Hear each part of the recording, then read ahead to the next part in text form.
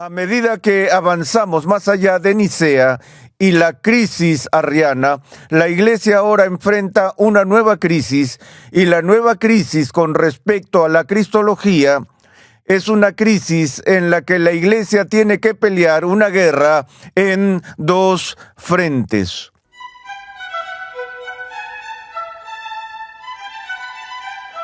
Bienvenido una vez más a Renovando tu Mente con el Dr. R.C. Sproul. Continuamos con el cuarto capítulo de una serie de enseñanza de 6 lecciones titulada El Misterio de la Trinidad, donde el Dr. Sproul ofrece una visión general de esta importante doctrina, explicando conceptos difíciles, explorando la enseñanza bíblica y definiendo lo que significa el término misterio. Las controversias de los siglos 3, 4 y 5 agudizaron la comprensión y la defensa de la doctrina de la Trinidad por parte de la Iglesia. Fueron momentos dramáticos en la historia de la Iglesia, ya que nuevas corrientes de herejía intentaron distorsionar la verdad sobre la esencia y la naturaleza de la persona de Cristo. Pasemos de nuevo al aula de clases a escuchar al Dr. R.C. Sproul, quien explora el papel fundamental del Concilio de Calcedonia a fin de que la Iglesia aclarara la verdad sobre la cristología ortodoxa. Continuando con nuestro estudio de la Trinidad, estamos viendo un panorama histórico de aquellos desarrollos cruciales en la historia de la Iglesia donde la doctrina de la Trinidad estaba en juego. Como ya he mencionado, durante los primeros 300 años de la historia cristiana, el punto central recaía en el concepto de Juan sobre el Logos o el Verbo, quien se hace carne y habita entre nosotros. Vimos la crisis que fue provocada en el siglo III por el modalismo de Sabelio, quien fue condenado en Antioquía en el año 267, y luego una crisis aún mayor de la negación de la plena deidad de Cristo por parte de Arrio en los primeros años del siglo IV, que culminó en el Concilio de Nicea y la redacción del Credo de Nicea en el año 325. En un sentido, el Concilio de Nicea fue un momento decisivo para la Iglesia. Puso fin en su mayor parte, al menos temporalmente, al adopcionismo, pero sin embargo no fue el final de las luchas por la comprensión de la persona de Cristo por parte de la Iglesia. Ahora, se ha dicho que históricamente ha habido 4 siglos en los que la comprensión de la Iglesia de la naturaleza de Cristo, la persona de Cristo, ha sido muy crítica. Y esos 4 siglos en la historia de la Iglesia han sido el siglo IV, que ya hemos visto, el siglo V, que estamos a punto de ver, y luego el siglo XIX y el siglo XX. Menciono esto porque ahora estamos viviendo las secuelas de 200 años de ataques devastadores contra la comprensión ortodoxa de la Iglesia sobre la persona de Cristo. Por eso es tan importante en nuestros días que revisemos todo este concepto de la Trinidad. A medida que avanzamos más allá de Nicea y la crisis arriana, la Iglesia ahora enfrenta una nueva crisis, y la nueva crisis con respecto a la cristología es una crisis en la que la Iglesia tiene que pelear una guerra en dos frentes. He dicho antes en esta serie que la tendencia en la historia de la Iglesia es que una herejía, cuando es descubierta, en los esfuerzos por corregirla, la tendencia es a caerse del caballo por el otro lado, corregir en exceso. En el celo de evitar un punto de vista herético, uno va a los extremos en la otra dirección y se equivoca en ese lado también. Recuerdo haber tenido un curso específico cuando estaba realizando mis estudios de doctorado en Holanda, donde el profesor Berkouwer dio todo un año de conferencias sobre la historia de la herejía. Fue un curso extremadamente valioso, porque una de las mejores maneras de aprender ortodoxia es aprendiendo lo que no es. De hecho, La función que tiene la herejía en la historia de la Iglesia es que obliga a la Iglesia a ser precisa, obliga a la Iglesia a definir sus doctrinas y a diferenciar sus verdades de las falsedades y corrupciones presentes que acompañan esa verdad. Ese es uno de los beneficios secundarios de la herejía, uno de los pocos. Pero en todo caso, como dije, la Iglesia ahora está peleando una batalla en dos frentes con respecto a dos herejías distintas. La primera es una herejía desarrollada por un hombre llamado Eutiquio, y el nombre de Eutiquio está relacionado con la herejía histórica conocida como monofisismo o la herejía monofisita, la cual aparece en cada generación. El término monofisita significa literalmente mono, de nuevo, este es el prefijo que seguimos encontrando que significa uno, y la palabra fisita o física que proviene del griego physis, que significa naturaleza, una naturaleza. Ahora, recuerda la fórmula que la Iglesia ha usado a través de los siglos para definir la Trinidad, que Dios es uno en esencia o ser o naturaleza y tres en persona. Ahora, justo lo contrario se usa con respecto a la confesión de la Iglesia sobre la persona de Cristo. Se confiesa que la persona de Cristo es una sola persona, pero con dos naturalezas, una naturaleza humana y una naturaleza divina. Y ahora, en este problema con Eutiquio y la herejía monofisita, se enseña en la herejía monofisita que Jesús no tenía dos naturalezas, una naturaleza divina y una naturaleza humana, sino que solo tenía una naturaleza, una persona, una naturaleza. Uno por cliente es lo que obtienes, según Eutiquio. Ahora, su comprensión de esa naturaleza única de Cristo puede describirse como que ve a Jesús como teniendo una sola naturaleza teantrópica. Esa palabra teantrópica no es muy común en nuestro lenguaje habitual, ¿cierto? Filantrópica tal vez. Cuando decimos que hay organizaciones filantrópicas o personas filantrópicas, ¿a qué nos referimos? La palabra antrópico proviene del griego antropos, que significa hombre o humanidad. Estudiamos antropología en la universidad, que es el estudio de las personas, de los seres humanos. La filantropía, ya saben lo que significa Filadelfia, amor al hermano, la ciudad del amor fraternal. La filantropía es el amor por la humanidad. Entonces, cuando decimos que las personas son filantrópicas, queremos decir que se preocupan y aman a los seres humanos. Ahora, no estamos hablando de filantropía, estamos hablando de teantropía o teantrópico. Algunos de ustedes ya se podrán imaginar el significado del prefijo de esta palabra, thea, porque es una que es común en teología. Es la palabra griega para Dios. Lo que tenemos aquí, entonces, es una palabra que se acuña, que es una especie de palabra mestiza en la que dos palabras diferentes se pegan o se entrelazan para crear una nueva palabra. Ustedes tienen la palabra para hombre y la palabra para Dios puestas juntas. Así que lo que Eutiquio estaba diciendo es que en Cristo hay una sola naturaleza. Y es una naturaleza teantrópica, una naturaleza divinamente humana.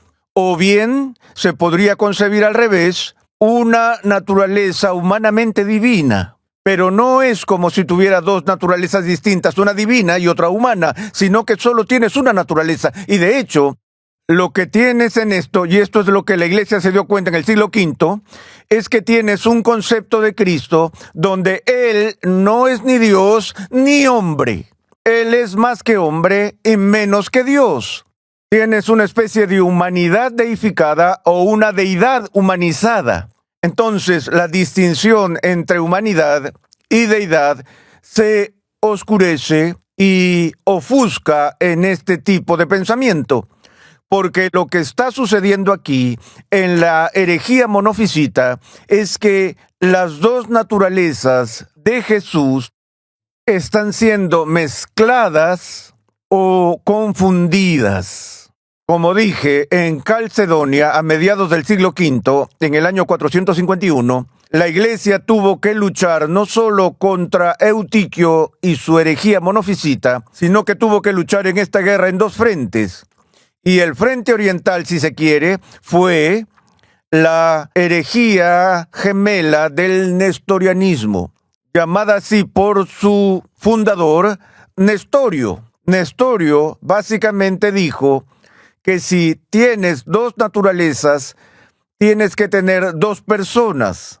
Así que en Cristo tenemos una naturaleza divina y una naturaleza humana, pero también tenemos una persona divina y una persona humana coexistiendo. Y lo que está sucediendo aquí es justo lo opuesto a la distorsión monofisita. En la herejía nestoriana, las dos naturalezas de Cristo no solo se distinguen, sino que de hecho están separadas. Me gusta enseñar a mis alumnos de seminario las distinciones porque la teología se trata de hacer distinciones. Es prerrogativa del teólogo hacer distinciones finas. Así ha sido por siglos. Yo les digo, una de las distinciones más importantes que aprenderán a hacer es la distinción entre una distinción y una separación. Decimos de ti que eres una dualidad. Es decir, una unidad en dualidad, que como ser humano estás hecho de una dimensión física y de una dimensión no física, lenguaje que la Biblia describe en términos de cuerpo y alma. Ahora, si distingo tu cuerpo de tu alma, no te he hecho daño, pero si separo tu cuerpo de tu alma, te he matado. Por lo tanto, necesitamos entender la diferencia entre distinguir y separar. Con esto nos cruzamos todo el tiempo cuando hablamos de Jesús, donde Jesús, por ejemplo, dice que había cosas que él no sabía. Históricamente decimos, bueno, la naturaleza humana no es omnisciente. La naturaleza humana no lo sabe todo. Ahora, por supuesto, la naturaleza divina es omnisciente, de modo que cuando Jesús habla de algo que no sabe, está manifestando en ese momento las limitaciones de su naturaleza humana. Algunas personas luchan con eso, dicen, espera un minuto, está claro que cuando Jesús suda, cuando Jesús tiene hambre, cuando Jesús tiene su costado traspasado, no creemos que la naturaleza divina está teniendo su costado traspasado porque la naturaleza divina no tiene un cuerpo. La naturaleza divina no suda. La naturaleza divina no tiene hambre. Todas esas son manifestaciones de su humanidad. Por eso decimos que el Dios hombre, que tiene dos naturalezas, una naturaleza divina y una naturaleza humana, a veces revela su lado humano, otras veces revela su lado divino. Y estamos distinguiendo los dos sin separarlos. Pero cuando la naturaleza humana suda, esa naturaleza humana todavía está unida a una naturaleza divina que no suda. Eso se vuelve muy importante cuando llegas a la cruz. La naturaleza humana muere, pero la naturaleza divina no muere. Por supuesto. Ahora, la naturaleza divina está unida a un cadáver humano. La unidad sigue ahí, pero el cambio que ha tenido lugar dentro de la naturaleza humana, no en la divina. Es muy importante entender eso. Pero en cualquier caso, el nestorianismo no solo distinguía, sino que separaba las dos naturalezas. Ahora, es en contra de estas herejías gemelas que el Concilio de Calcedonia en el siglo V, en el año 451, se reunió para tratar este problema. Algunas personas sostienen que en toda la historia de la Iglesia, el concilio definitivo de Cristología es Calcedonia. Queriendo decir con eso que la Iglesia nunca ha sido realmente capaz de ir más allá de las limitaciones establecidas en nuestra comprensión de la persona de Cristo a partir de lo que se articuló en el Concilio de Calcedonia, y francamente estoy de acuerdo con eso. Es posible teóricamente que se celebre otro concilio en el siglo XXI, en el siglo XXII o en el siglo 30 que nos dé una nueva perspectiva que no tuvimos en el pasado, pero no he visto nada en la historia de la Iglesia que realmente vaya más allá o mejore los límites que se establecen para nuestra reflexión en el Concilio de Calcedonia.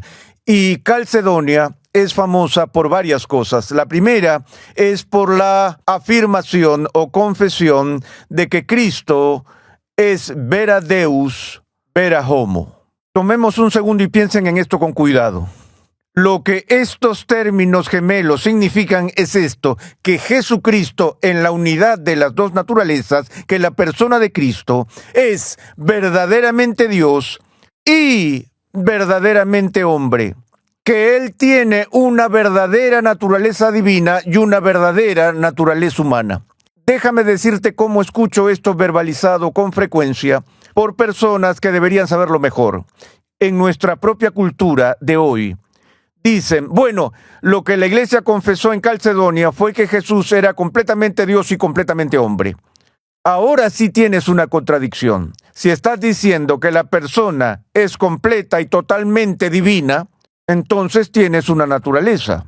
No puedes tener a una persona que es completamente divina y completamente humana al mismo tiempo y en la misma relación. Eso es absurdo. No, no es eso. Es que él tiene dos naturalezas. Una es divina. Ahora, lo que quiere decir la gente cuando usa la palabra completo o totalmente, aquí es donde nos volvemos sutiles. La naturaleza divina es completamente divina. No es solo semidivina, sino que es completamente divina. La naturaleza divina de Cristo posee todos los atributos de la deidad. No carece ninguno de ellos. Y al mismo tiempo, la naturaleza humana de Cristo es plenamente humana, no solo verdaderamente humana, sino plenamente humana en términos de humanidad creada. Algo que no tiene es que no hay pecado original. Él es como nosotros en todos los aspectos, excepto en el pecado, pero en ese punto Él es verdaderamente adánico. Él es tan humano como lo fue Adán en la creación. Todas las fortalezas y todas las limitaciones de la humanidad se encuentran en la naturaleza humana de Jesús. Ahora, la segunda cosa por la que Calcedonia es conocida, y quizás la cosa más famosa por la que es conocida, son los llamados 4 negativos. Los 4 negativos del concilio. Cuando el concilio confesó que hay una unidad perfecta entre dos naturalezas en Cristo, la naturaleza divina y la naturaleza humana, que deben entenderse en esta unión entre lo divino y lo humano, como estando unidos de tal manera que no hay mezcla, confusión, división o separación. Es decir, la Iglesia estableció los límites de la cristología en el siglo V al decir, sea como sea que entendamos el misterio de la encarnación en la persona de Cristo y la relación entre la naturaleza divina y la naturaleza humana, no se puede concebir que la naturaleza humana y la divina estén confundidas o mezcladas entre sí, porque terminarías con una naturaleza humana deificada o una naturaleza divina humanizada. No se pueden mezclar, que es la herejía de los monofisitas. Eran culpables de confundir las dos naturalezas. La idea de Eutiquio de una naturaleza teantrópica, una naturaleza divinamente humana, era una violación de este principio. Confunde las dos naturalezas, ya que la naturaleza humana de Jesús de repente adquiere cualidades divinas. La persona tiene cualidades divinas, pero no la naturaleza humana. Ahora, al mismo tiempo que la herejía monofisita es rechazada por los 2 primeros negativos, los siguientes 2 negativos tienen a Nestorio en sus filas, que están tratando de rechazar la herejía del nestorianismo diciendo que las dos naturalezas están perfectamente unidas, se puede distinguir entre ellas, pero no se pueden dividir, no se pueden separar. Así que tienes que caminar por el filo de la navaja entre la confusión y la separación si vas a tener un entendimiento sano de la persona de Cristo. Francamente, creo que algunas de las mentes más grandes en la historia de la Iglesia, incluidos dos de mis teólogos favoritos de todos los tiempos, eran fundamentalmente monofisitas en su comprensión de Cristo. Al menos tenían elementos monofisitas en su pensamiento. Y ustedes quieren que les diga quiénes son. Tomás de Aquino, y para su total asombro en términos de mis héroes, Martín Lutero. Tengo mis amigos luteranos y teólogos con los que hablo todo el tiempo y siempre me refiero a ellos como mis amigos monofisitas. Ellos se refieren a mí como su amigo nestoriano. Pero les digo, no, yo no separo las dos naturalezas, yo solo las distingo. Todo eso salió históricamente en gran parte de la controversia sacramental porque tenían el concepto de la comunicación. Esto se remonta a Roma, la comunicación de los atributos divinos a la naturaleza humana, que hace posible que el cuerpo humano de Cristo esté en más de un lugar al mismo tiempo, debido a la ubicación de espacio histórica y filosóficamente siempre se entiende como una de las limitaciones de la humanidad.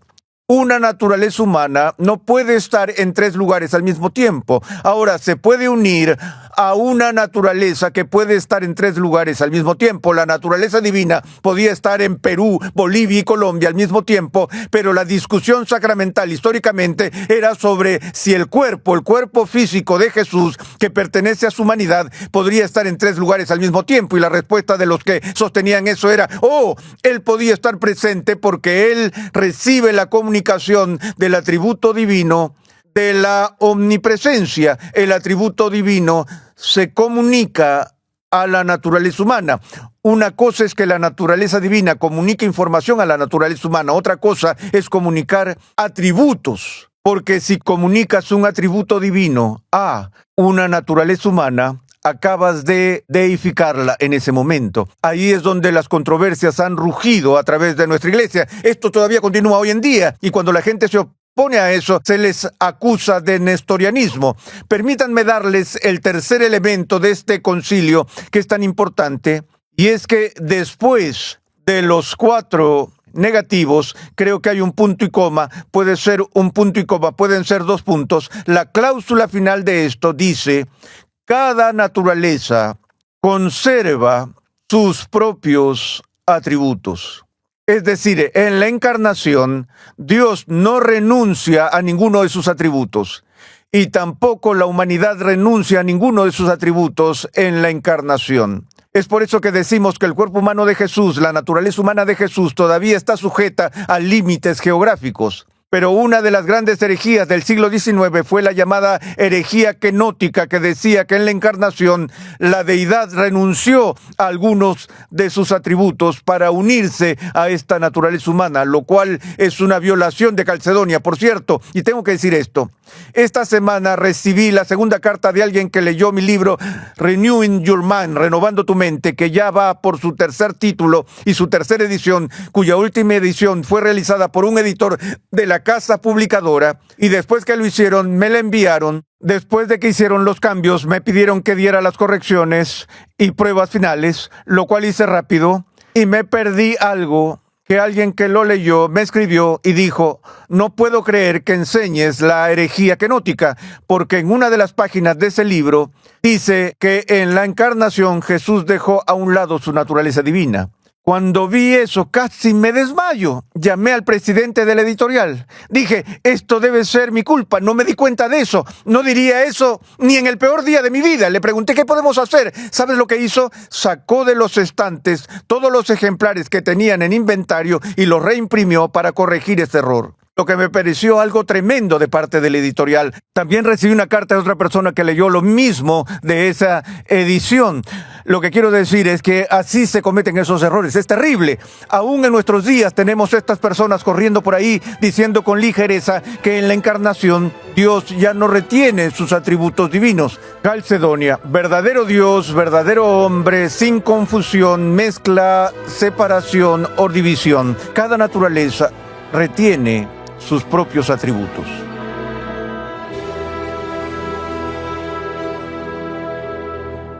Gracias por sintonizar Renovando tu Mente con el Dr. R.C. Sproul. Te invitamos a visitar nuestra página web renovandotumente.org, donde podrás solicitar de manera gratuita la guía de estudio de esta serie. La doctrina de la Trinidad no está exenta de dificultades, pero es bíblica y lógica. Por mucho que intentemos comprender plenamente la naturaleza trina de Dios, hay límites en lo que podemos captar con nuestra mente. ¿Hace eso que la naturaleza de Dios esté más allá de la razón o en contra de ella? ¿Es la doctrina de la Trinidad una contradicción? En el siguiente episodio de Renovando tu Mente, el Dr. Sproul examina esto mientras nos enseña la diferencia en este mensaje titulado Contradicción versus Misterio. Dios llama a su pueblo a ser transformado por la renovación de su mente. Es por esta razón que transmitimos una enseñanza que expone las glorias de Dios reveladas en la Biblia en el contexto de la cultura, la filosofía, la apologética, la ética y la historia de la Iglesia. Te invitamos a escuchar nuestro siguiente episodio y a unirte a nuestra gran comunidad virtual en las redes sociales.